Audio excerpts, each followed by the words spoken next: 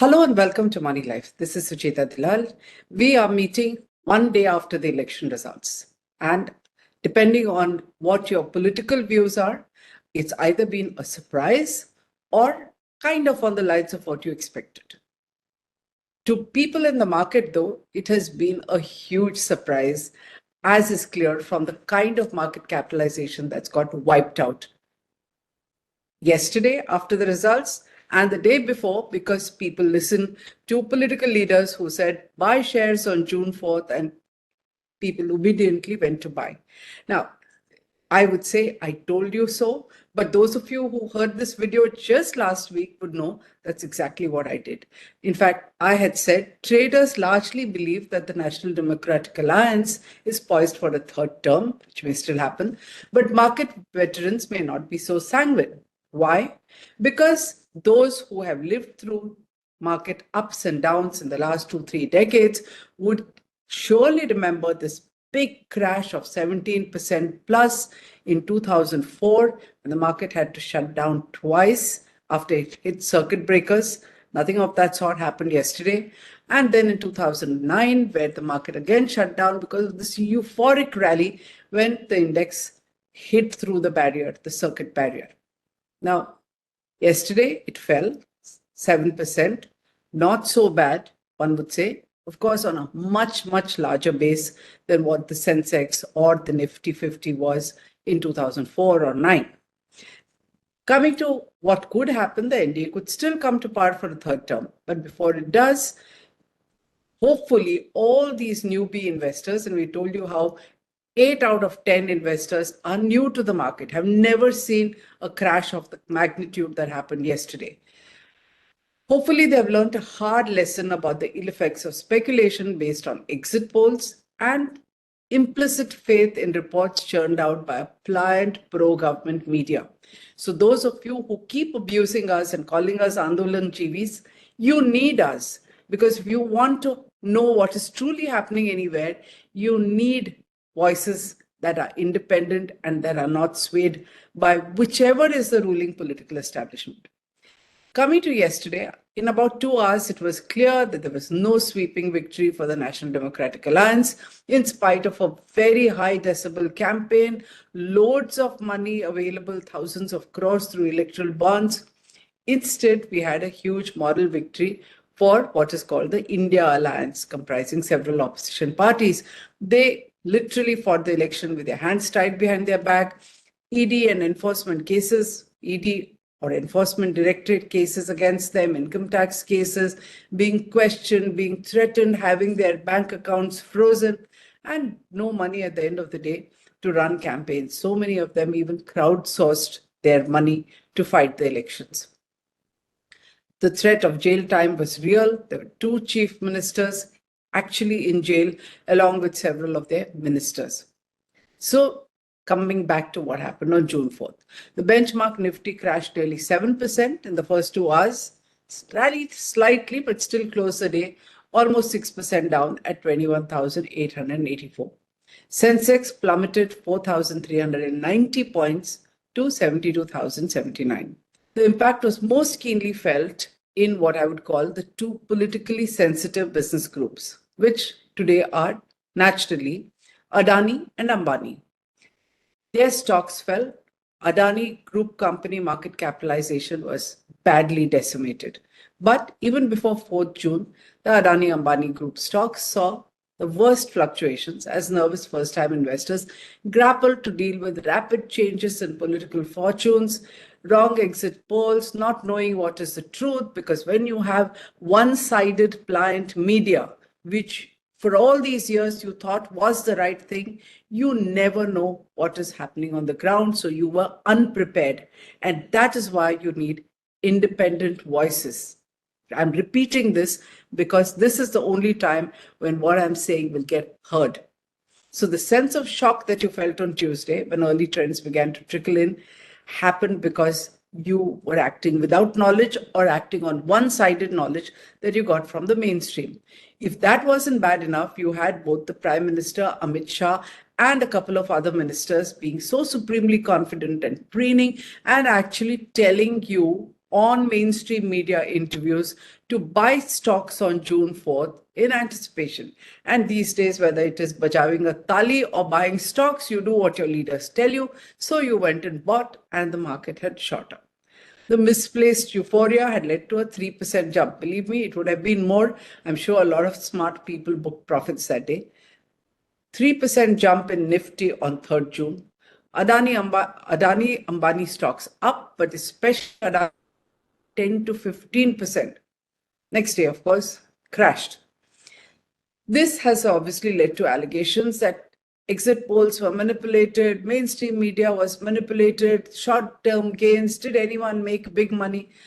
Some want a joint parliamentary committee. Sure, do all that. But for someone like me who has looked at the past 3 decades, no regulator has bothered to do a serious investigation. Nobody's going to ask questions. And whether it is this side or that side, it's not as though any opposition is going to be any better. As opposition, they'll make a noise, but nothing's going to come out of it. So don't keep your hopes pinned on anything happening, even if there is a so-called investigation. You know, nothing happened from the Adani investigation, even when the Supreme Court had directed it. So what you instead have to be prepared for is the next few days, you're going to see a lot of market volatility. Investors will book profits. Some will be scared and say, let's get out once and for all and wait to see what happens. The government is going to be weaker. There's going to be a lot of horse trading before somebody comes to power. There's some heads will roll. And each time there's news about it, there's going to be panic. People are going to sell. People are going to buy. So be prepared for volatility. Now let's analyze what happened yesterday. What do the results mean? What is the signal that it's sending? Go back to 2004. You have to go back. History tends to repeat itself. Almost similar, for those of us who have seen it and lived through it, the India Shining campaign. Public memory is short. There's not much on Google also that you will find about the India Shining campaign. But one would think political memory would be better. But obviously all was forgotten in this 1-year hype of Viksit Bharat. So Viksit Bharat is exactly like India Shining. Bharatiya Janata Party and the NDA seems to have forgotten it. And 2004, there was a shock defeat.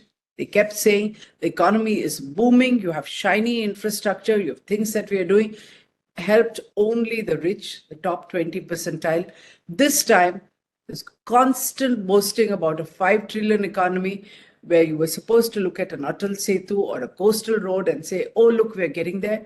Nobody looked down on the ground about what is happening to the poorest Indians. Yes, there were numbers, about 80 crore Indians living out on ration out of 140 crore, 5 kgs per month doled out free by the government. And there were enough among the trader community, the top 20% living comfortably with a lot of help, who said, oh, why aren't they happy? What are they complaining about? They're getting their food free. Well, those are the people who go out and vote.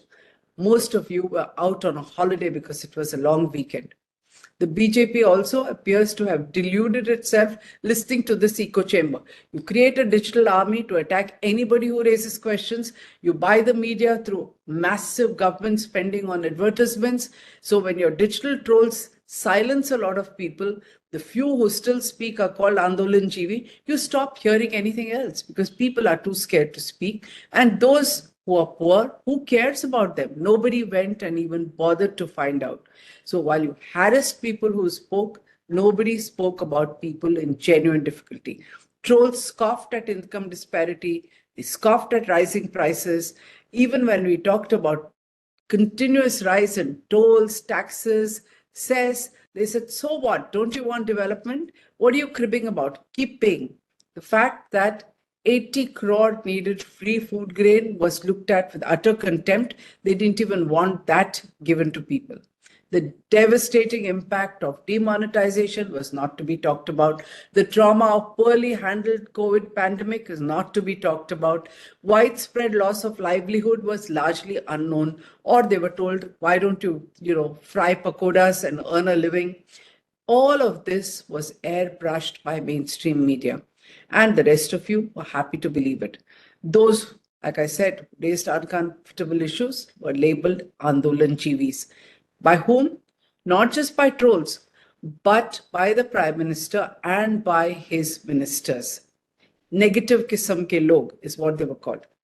Our editor Devashish Basu, you've seen his video blog as well, wrote this week in the Business Standard that living conditions of the average population encompassing education, health, public transport, pollution, and the justice system have not improved. In fact, these indicators have deteriorated.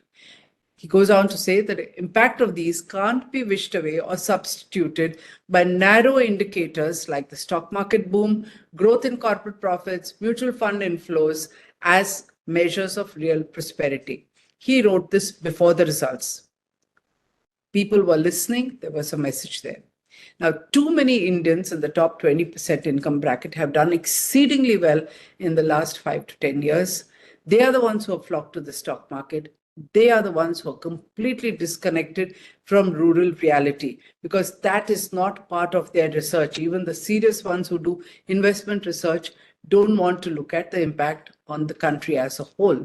The first inkling that they had that things may not be also hunky-dory, there may be anger, there is serious rural distress and unemployment happen when journalists from the mainstream media actually got out of their television studios and went to the ground. Apart from this, many independent journalists like us running small digital publications, we are not into politics, but those who report on politics went down, fanned out to the ground and brought you real stories without fear, even at the risk of harassment. And the picture that they gave to you was Sabka Saath, Sabka Vikas is completely fake, just a jumla. In fact, even the Vikas Purush image of the Prime Minister turned out to be hollow because Vikas has to happen at all levels. In his first term, there was hardly any development projects, even as economic growth was anemic. It was only from 2022 that the government started spending large amounts of money on infrastructure with a capital expenditure of 11 lakh crore in the last budget. They actually began to spend it. It was not on paper, but the main beneficiaries were a bunch of companies and stock market investors. The trickle-down effect of it percolating down to create enough of jobs where the unhappiness and distress would go did not happen because the time was just too short. The BJP itself seems to have done all this on realizing that boasting about Viksit Bharat is not going to cut any ice. You can't talk about bullet trains and expressways. It will not impress distressed farmers or those who have retired after 4 years of Agnipath, the unemployed youth.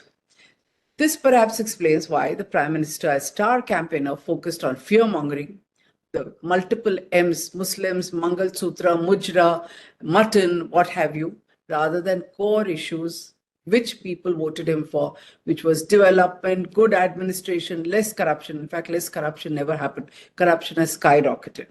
So the voters' message from all of this is that the ordinary voter does not depend on mainstream media, WhatsApp University, or digital trolls.